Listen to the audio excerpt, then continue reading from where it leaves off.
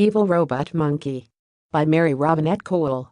Sliding his hands over the clay, Sly relished the moisture oozing around his fingers. The clay matted down the hair on the back of his hands, making them look almost human. He turned the potter's wheel with his prehensile feet as he shaped the vase. Pinching the clay between his fingers, he lifted the wall of the vase, spinning it higher. Someone banged on the window of his pen. Sly jumped and then screamed as the vase collapsed under its own weight. He spun and hurled it at the picture window like feces. The clay spattered against the plexiglass, sliding down the window. In the courtyard beyond the glass, a group of school kids leapt back, laughing. One of them swung his arms, aping Sly crudely. Sly bared his teeth, knowing these people would take it as a grin, but he meant it as a threat. Swinging down from his stool, he crossed his room in 3 long strides and pressed his dirty hand against the window. Still grinning, he wrote SSA. Outside, the letters would be reversed. The student's teacher flushed as red as a female in heat and called the children away from the window. She looked back once as she led them out of the courtyard, so Sly grabbed himself and showed her what he would do if she came into his pen. Her naked face turned brighter red, and she hurried away. When they were gone, Sly rested his head against the glass. The metal in his skull thunked against the window. It wouldn't be long now before a handler came to talk to him. Damn. He just wanted to make pottery. He loped back to the wheel and sat down again with his back to the window. Kicking the wheel into movement, Sly dropped a new ball of clay in the center and tried to lose himself. In the corner of his vision, the door to his room snicked open.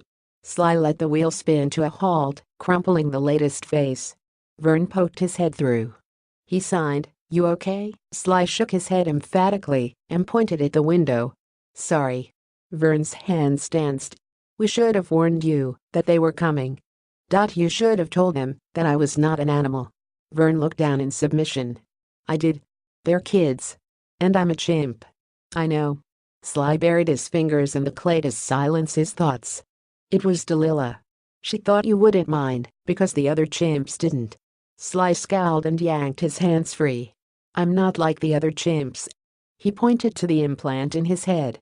"Maybe Delilah should have one of these. Seems like she needs help thinking." "I'm sorry."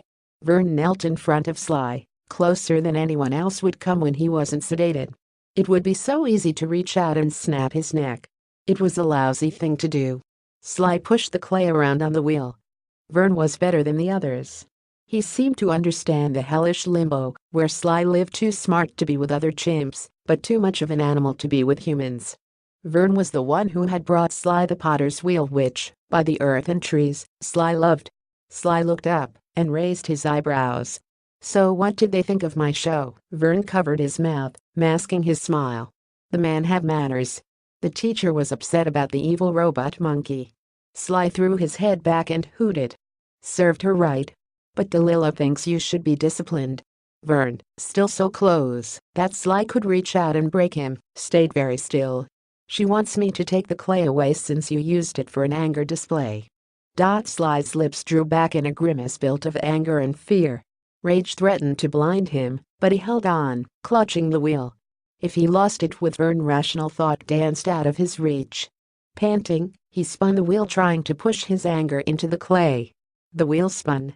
Clay slid between his fingers. Soft, firm and smooth. The smell of earth lived in his nostrils. He held the world in his hands. Turning, the walls rose around a kernel of anger, subsuming it. His heart slowed with the wheel and Sly blinked, becoming aware again, as if he were slipping out of sleep. The vase on the wheel still seemed to dance with life. Its walls held the shape of the world within them. He passed a finger across the rim. Vern's eyes were moist. "Do you want me to put that in the kiln for you?" Sly nodded. "I have to take the clay. You understand that, don't you?" Sly nodded again, staring at his face. It was beautiful.